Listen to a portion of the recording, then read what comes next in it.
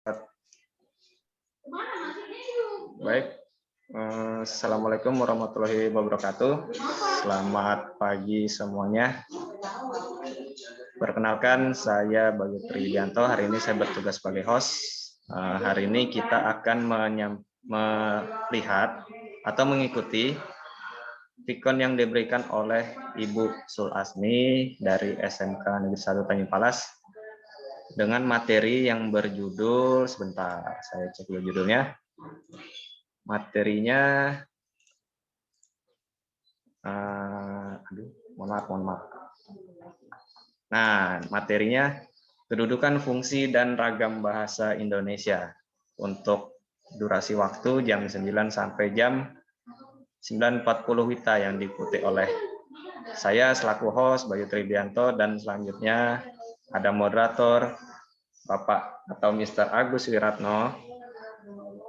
Selanjutnya ada Ibu atau Miss Sul Asmi selaku presenter dan Ibu Mairisa Anggreni selaku instruktur dari VCT Batch 9 Grup 1.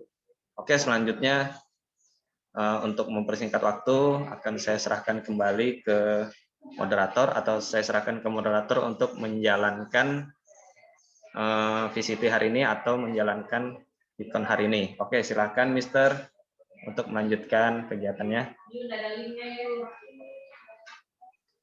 Baik, terima kasih Mas Moderator. Jangan lupa untuk bagikan linknya ke Bu Yana karena beliau ingin bergabung sebenarnya. Baik, good morning everyone. Halo Bu Asmi, Pak Bayu. Semoga kita semua selalu dalam lindungan Allah Subhanahu Wa Taala dan selalu diberikan kesehatan. Baik, tidak panjang dan lebar. Don't waste any more time. Jadi hari ini kita akan mendengar penjelasan materi.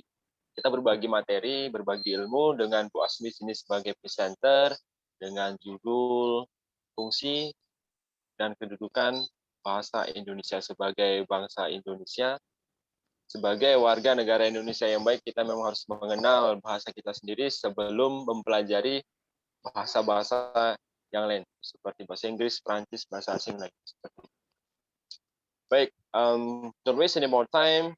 Let me introduce myself. Di sini moderator saya Agus Wirano and presenter is Miss Sul Asmi. She is a single woman, is the charming one of SMK Negeri 1 Tanjung Palas teachers. She's responsible for Bahasa Indonesia. So please welcome Bu Sul Asmi. Bu Sul Asmi, the mic is yours. Yes, Mister. Terima kasih atas kesempatan yang diberikan.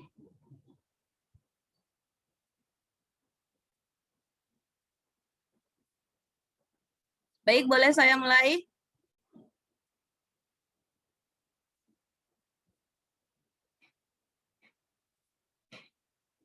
Sepertinya yes, you can start now. Oke, terima kasih.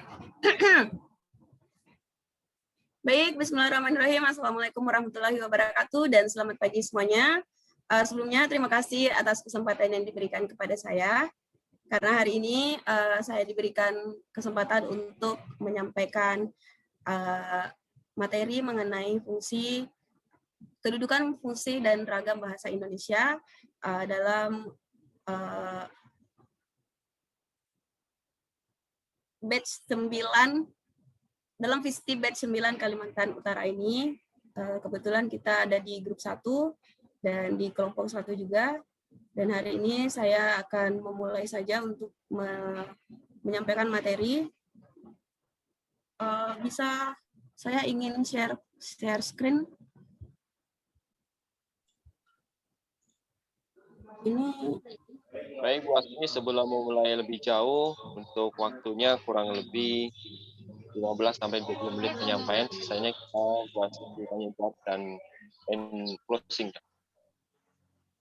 Oke, silahkan presenter share screen. Sudah saya buka untuk menu share screen-nya. Terima kasih Pak Bayu.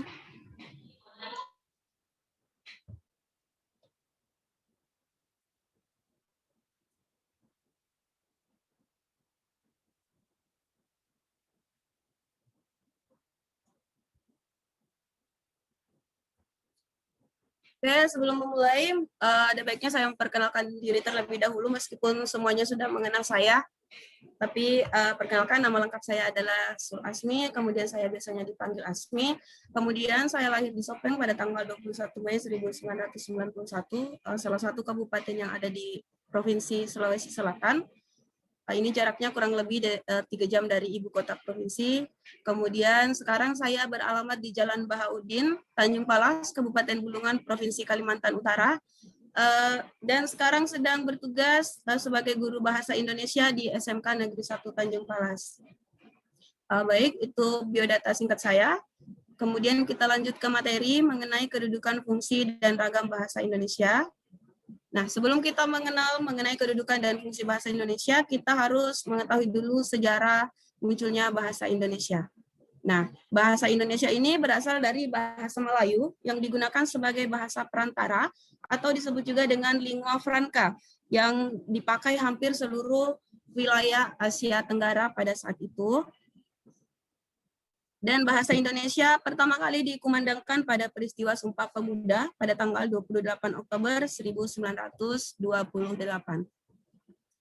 Kemudian selain itu ada alasan lain yang mendorong dijadikannya bahasa Indonesia sebagai bahasa kebangsaan. Nah, yang pertama sudah saya jelaskan tadi bahwa bahasa Indonesia ini merupakan lingua franca, yakni bahasa penghubung antar etnis di Indonesia.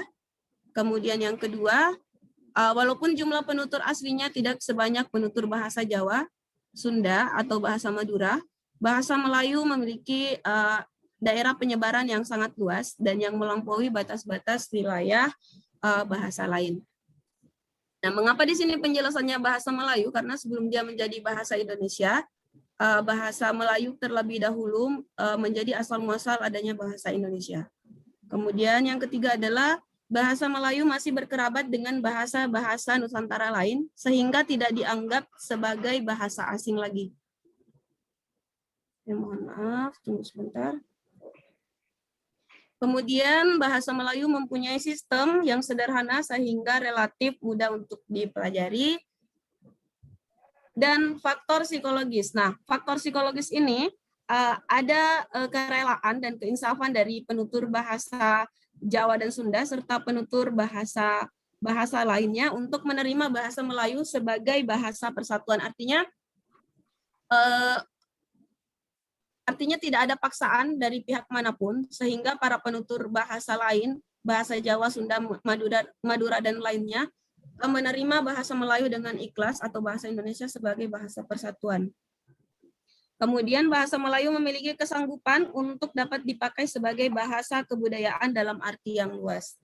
Nah, karena tadi ini sudah termasuk biasanya dipakai di seluruh wilayah di Asia Tenggara. Kemudian kita lanjut ke kedudukan bahasa Indonesia. Bahasa Indonesia mempunyai dua kedudukan yang sangat penting. Yang pertama sebagai bahasa nasional dan bahasa negara. Sebagai bahasa nasional, bahasa Indonesia berfungsi untuk mempererat hubungan antar suku di Indonesia. Kemudian fungsi ini sudah ditegaskan dalam butir ketiga Ikrar Sumpah Pemuda 1928 yang berbunyi, kami putra dan putri Indonesia menjunjung bahasa persatuan bahasa Indonesia. Nah, hal ini berarti bahwa bahasa Indonesia berkedudukan sebagai bahasa nasional yang kedudukannya berada di atas bahasa-bahasa daerah. Kemudian kita lanjut ke fungsi bahasa Indonesia. Di dalam kedudukannya sebagai bahasa nasional, bahasa Indonesia berfungsi sebagai lambang kebanggaan kebangsaan. Kemudian lambang kebanggaan kebangsaan ini, bahasa Indonesia mencerminkan nilai-nilai sosial budaya yang mendasari rasa kebangsaan kita. Nah, selain itu, bahasa Indonesia juga berfungsi sebagai lambang identitas nasional. Nah, dengan adanya bahasa Indonesia sebagai bahasa nasional, kita dapat berhubungan satu dengan yang lainnya, sehingga kesalahpahaman sebagai akibat perbedaan latar belakang sosial budaya dan bahasa tidak perlu dikhawatirkan. Kemudian kita lanjut ke ragam bahasa. Nah, sebagai gejala sosial, pemakaian bahasa ini tidak hanya ditemukan oleh faktor-faktor kebahasaan, tetapi ada juga faktor-faktor non-kebahasaan. Nah, antara lainnya itu adalah faktor lokasi geografis, waktu, sosiokultural, dan faktor situasi. Nah, jadi adanya bahasa Indonesia ini terbentuk karena adanya faktor lokasi geografis, kemudian ada waktu juga, dan ada sosiokultural serta faktor situasi. Kemudian ragam bahasa yang berkaitan dengan perkembangan waktu. Nah, ini juga yang disebut dengan kronoleg. Sesuai dengan waktu, bahasa itu bisa berubah-ubah. Kemudian ragam bahasa yang berkaitan dengan golongan sosial para penuturnya. Nah, ini yang disebut dengan dialek sosial. Artinya, penutur yang satu dengan penutur yang lain memiliki ragam bahasa yang berbeda. Ini bisa dijelaskan.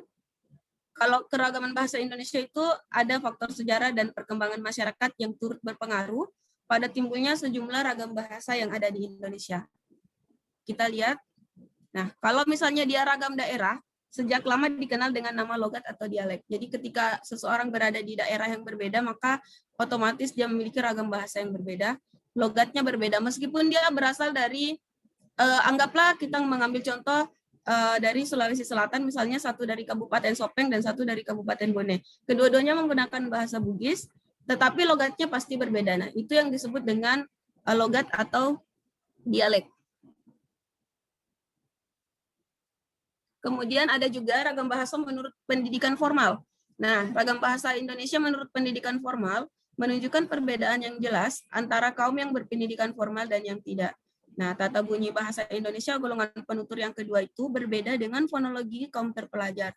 Nah, contohnya ada konsonan akhir KS kan, misalnya kalau misalnya kita sering di bangku sekolah atau di perguruan tinggi atau kita menjadi pengajar, mungkin ini salah satu contoh yang saya berikan ketika ada konsonan akhir KS, contohnya adalah kata klimaks. Nah, kalau misalnya kita ada di pendidikan formal, maka kata-kata itu akan sering kita dengar. Tetapi ketika misalnya, mohon maaf, kalau misalnya untuk seseorang yang tidak bersekolah atau pendidikannya mungkin hanya sampai di sekolah dasar atau bagaimana, ini kata-kata seperti ini akan jarang terdengar karena mereka menggunakan bahasa yang lain, ragam bahasa yang lain untuk menggambarkan maksud dan tujuannya. Nah, kalau ini berdasarkan sikap penutur. Nah, ragam bahasa menurut sikap penutur dapat disebut sebagai langgam atau gaya. Pemilihannya bergantung pada sikap penutur atau penulis terhadap orang yang diajak berbicara atau pembacanya. Jadi ini secara individual, ragam bahasa menurut sikap penutur. Contohnya saya sendiri sebagai penutur, pasti memiliki ragam bahasa misalnya dengan Mr. Agus atau Pak Bayu. Nah, itu yang disebut dengan langgam atau gaya dari sikap penutur. Kemudian ada lagi ragam bahasa menurut jenis pemakaiannya. Nah, ini menurut jenis pemakaiannya, ragam bahasa itu dapat dirinci menjadi 3 macam. Yang pertama berdasarkan persoalan, kemudian yang kedua adalah berdasarkan media pembicaraan yang digunakan. Kemudian yang ketiga adalah berdasarkan hubungan antar pembicara.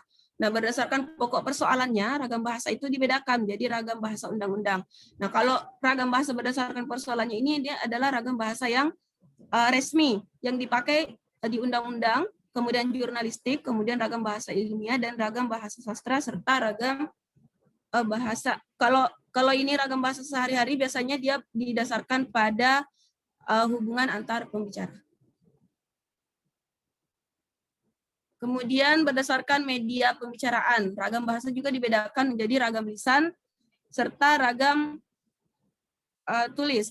Kemudian ragam lisan ini artinya ragam bahasa cakapan, ragam bahasa pidato, ragam bahasa kuliah, dan ragam bahasa panggung.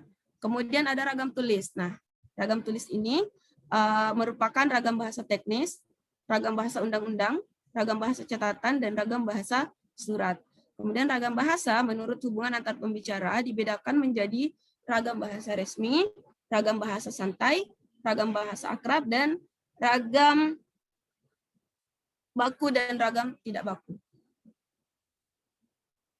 Nah, demikian materi yang sempat saya sampaikan pada pagi hari ini. Saya serahkan kembali ke moderator. Oh ya, jangan lupa untuk men-share link presensi ya. Baik, terima kasih kepada pemateri, presenter, Bu Asmi atas penyampaiannya mengenai kedudukan, fungsi, dan ragam bahasa Indonesia. So, this is our question session, Q&A. Jika ada yang ingin bertanya mengenai materi ini, silakan untuk menanyakan langsung, atau mungkin mau menuliskan di kolom chat juga tidak masalah. Selama masih bisa dijawab dan masih ada waktu, kita akan bersama-sama menjawabnya.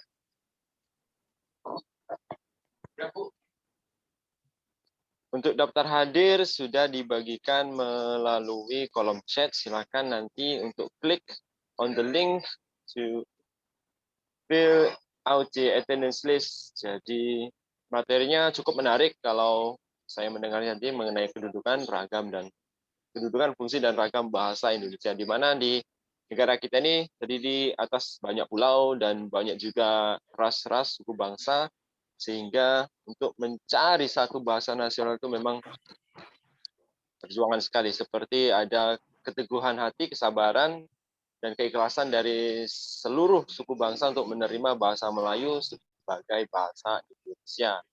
Dan mulanya dari bahasa Melayu kemudian berkembang menjadi bahasa Indonesia sebagai bahasa nasional.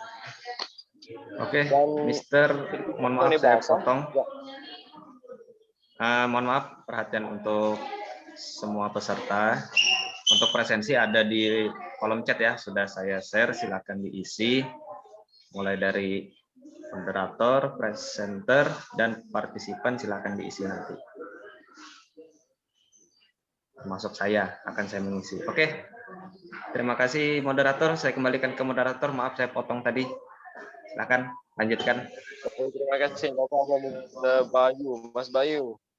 Oke. For reminding. Jadi menyambung tadi, ini ada hal yang menurut saya pribadi bertanya-tanya sebagai moderator, kalau bangsa Singapura dan Malaysia itu dijajah oleh bangsa Inggris, dan bahasa Inggris menjadi bahasa kedua di kedua negara tersebut. Kita yang dijajah Belanda dan juga Jepang, tapi kenapa bahasa Jepang maupun bahasa Belanda nih yang 350 tahun menjajah negara Indonesia ini tidak menjadi bahasa kedua di negara kita? Barangkali pemateri Bu Asmi di sini ada pendapat tentang pertanyaan tadi. Pertanyaan ya, sekaligus memancing yang lain untuk bertanya juga. Kenapa ya kita yang dijajah bangsa Belanda tidak menjadikan bahasa Belanda menjadi bahasa kedua? Seperti itu. Barangkali Bu Asmi ingin memberikan jawaban, silakan. Mister, terima kasih. Meskipun saya tidak tahu pasti dengan jawaban saya ini apakah benar atau tidak, saya hanya memberikan pendapat. Mengapa tadi bukan bahasa Jepang sebagai bahasa kedua ya? Saya sebenarnya belum tahu pasti tentang teori tentang ini, tetapi menurut saya pribadi, bahasa Jepang tidak dijadikan bahasa kedua karena mungkin orang Indonesia pada saat itu susah untuk menerima bahasa Jepang sebagai bahasa yang digunakan sehari-hari karena mereka pelafalan dan penuturannya berbeda. Bukan hanya itu, tetapi huruf atau aksara yang digunakan itu menurut saya agak sulit untuk dijadikan sebagai bahasa nasional di Indonesia.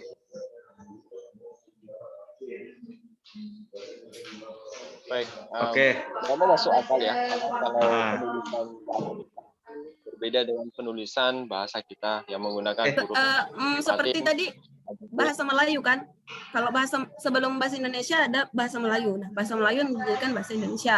Nah, kenapa bahasa Melayu dapat dijadikan sebagai bahasa yang awalnya kemudian dijadikan bahasa Indonesia? Karena kan bahasa Melayu ini kalau mengucapkannya itu tidak terlalu susah. Nah, ini gampang diterima oleh masyarakat. Itu bahasanya masih mirip-mirip dengan bahasa Sunda, Madura, Jawa, ada unsur-unsur kemiripan. Nah, kalau bahasa Jepang atau bahasa Belanda sama sekali tidak ada. Mungkin saya mau nambahkan ya. Baik, silakan. Maaf Ibu dan Mister dan yang lain, kalau misalnya ada koreksi, silakan koreksi ya. Mungkin saya ingin menambahkan kenapa bahasa Jepang tidak dijadikan bahasa resmi kedua lah istilahnya ya di Indonesia. Itu menurut saya yang pertama dari jenis huruf atau tulisannya berbeda. Tulisan kita huruf Latin ya, hurufnya terpisah-pisah, dan alfabet kita A B C D E sampai Z. Nah, kalau bahasa Jepang itu setahu saya dia memakai huruf kanji. Huruf kanji itu huruf yang bisa dibilang susah dipahami ya. Dia tidak ada alfabet A, B, C, D sampai Z. Nah, itu kemungkinan itu yang membuat kita bangsa Indonesia ini susah untuk belajar bahasa Jepang. Itu yang pertama. Yang kedua, masalah bahasa Belanda. Nah, mungkin ya karena kita berbeda benua mungkin ya. Kita ada di Asia Tenggara, sedangkan Belanda ada di Eropa dan pelafalannya itu beda. Contoh seperti huruf G. Nah, huruf G dalam bahasa Indonesia itu dibaca G, sedangkan bahasa Eropa itu dibaca G. Bukan begitu, Mister? Kalau koreksi silakan dikoreksi. Nah, jadi menurut saya seperti itu, pelafalannya beda. Jadi kita harus bisa mengadaptasi lah istilahnya, mempelajari bahasa yang sudah disebutkan tadi. Ya mungkin itu aja dari saya. Kalau ada yang salah silakan dikoreksi. Terima kasih Mister dan Bu Asmi selaku presenter. Baik, terima kasih Pak Bayu yang menambahkan jawaban atas pertanyaan saya. Dan funny thing is, kenapa yang bahasa Belanda ya tidak menjadi bahasa kedua, padahal bangsa Belanda itu menjajah negara kita itu, entah benar atau tidak, itu 350 tahun. Kalau menurut saya, selama itu cukup untuk menanamkan bahasa Belanda itu di dalam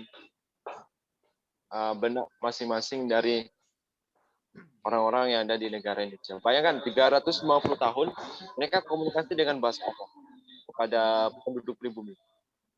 Ya, mungkin pakai bahasa Belanda juga gitu. Dan selama itu pasti ada bahasa-bahasa yang diserap nih ke dalam bahasa Indonesia. Nah, menanggapi itu Bu Sulasmi, apakah ada bahasa Belanda yang menjadi bahasa Indonesia? Bahasa Belanda, bagaimana Mister? Apakah ada beberapa kata dalam bahasa Belanda yang diserap menjadi bahasa Indonesia? Bahasa Belanda yang diserap ke dalam bahasa Indonesia? Ya. Sepertinya ada, Mister. Ada contohnya, Bu? Sebentar ya, saya pikir dulu. Baik, mikirnya jangan lama, Bu, karena kurang lebih 7 menit lagi sesi ini akan berakhir karena Iya, durasi. Atas waktu ya, di durasinya. Kalau bisa 1 menit saja, Bu. Oh, kalau tidak bisa jawab, saya menang nih, Bu. Sepertinya saya bisa jawab. Oke, silakan. Itu dari kata kapten, itu dari bahasa Belanda sepertinya. Dan kata kafling. Bahasa Belanda menggunakan kata kaveling, kemudian diserap ke dalam bahasa Indonesia menjadi kafling. Terus kalau bahasa Belandanya adalah kapiten, diserap ke dalam bahasa Indonesia menjadi kapten. Baik, terima kasih. Barangkali ada yang ditanyakan oleh partisipan yang lain mengenai kedudukan, fungsi, dan ragam bahasa Indonesia melalui pertemuan ini. Tidak ada. Berapa Masih menit ada lagi waktu waktunya? kurang lebih 6 menit lagi. 5 menit terakhir kita gunakan untuk menutup ya. Jadi yang ingin bertanya hanya ada 1 menit saja, atau ingin berpendapat boleh saja. Dan tidak lupa moderator sampaikan bahwasanya daftar hadir telah ada di kolom chat. Silakan nanti klik saja untuk membuktikan bahwa telah mengikuti kegiatan ini. Masuk saya sendiri. Kayaknya presensi kita cuma 3 orang aja nih. Yang 2 ini sepertinya Bu Hasti dan Bu Veronica Susilowati. Kita sudah berusaha menyebarluaskan flyer, namun berdasarkan kesibukan masing-masing ya. Ya, tidak apa-apa. Bu Asmi, ada yang ditanyakan Bu Asmi mengenai kedudukan, fungsi, dan ragam bahasa Indonesia? Bu Asmi, silakan dibuka mic-nya. Kalau ada yang mau ditanyakan. Saya sudah absen, Pak Bayu. Oke, terima kasih Bu Asmi. sudah mengikuti. Aduh, senyumnya tuh, Bang. Aduh, Baik, kalau Nak. tidak ada, ini bagaimana? Kita tutup saja atau bagaimana? Ada yang ingin ditambahkan lagi, Bu Asmi? Nggak ada, Mister. Kita prepare aja untuk yang kedua nanti lagi. Baik, terima kasih atas partisipasi semuanya telah meluangkan waktu di pertemuan virtual ini. Pak Bayu Mewakili supportnya nanti kerabat malam. kerja dan tugas, Oke. mengucapkan terima kasih Siap. banyak. Kita sukseskan VCT Batch 9 Kalimantan Utara ini. Saya moderator memberikan sedikit kesimpulan mengenai fungsi, kedudukan, dan Woi. ragam. Balik kedudukan, fungsi, dan ragam bahasa Indonesia sebagai kaum milenial, kaum muda negara Indonesia ini kita memang wajib menjunjung tinggi bahasa persatuan bahasa Indonesia sesuai dengan Sumpah Pemuda. Pakai bahasa Inggris boleh, pakai bahasa daerah juga harus boleh. Kalau tidak dilestarikan, kalau tidak digunakan nanti bahasa daerah bisa hilang. Dan itu saja penutup dari moderator. Jadi perasaan mau beli Untuk sesi presentasi, selebihnya moderator akan kembali ke host untuk penutupan room dan lain-lain. Terima kasih atas semuanya. Selamat pagi, good afternoon everyone, dan have a nice day. And have a nice weekend. Kepada Pak Bayu, saya kembalikan.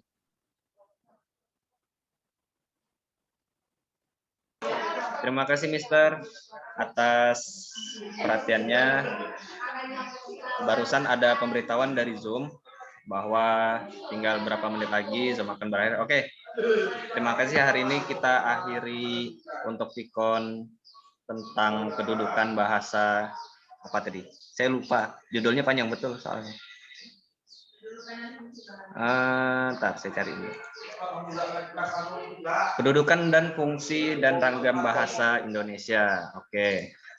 Semoga Vicon hari ini bermanfaat untuk kita semua. Terima kasih untuk semuanya, untuk presenter Bu Sol Asmi, untuk moderator Pak Agus Wiratno, untuk seluruh peserta yang hadir pada hari ini, meskipun ada beberapa saja, semoga ini bermanfaat untuk kita semua, sehingga kita bisa menggunakan bahasa yang baik dan benar, tidak menggunakan bahasa yang sembarangan, tidak menggunakan bahasa yang seenak-enaknya sendiri. Oke, mungkin itu saja penutup dari saya. Kurang lebihnya saya mohon maaf. Sekali lagi terima kasih untuk semua peserta yang hadir, semua pemateri, semua moderator yang hadir. Terima kasih atas perhatiannya. Kita akhiri saja hari ini. Selanjutnya kita akan mengikuti Vicon kedua untuk sekitar jam berapa, Mister? Jam 10 ya? Jam 10. Oke, masih ada jeda untuk 30 menit. Oke. Itu saja mungkin dari saya, kurang lebihnya saya mohon maaf. Assalamualaikum warahmatullahi wabarakatuh dan selamat pagi. Silakan melanjutkan aktivitasnya. Selamat berakhir pekan dan selamat bermalam minggu. Goodbye. Waalaikumsalam. Bu Hasni Caleda.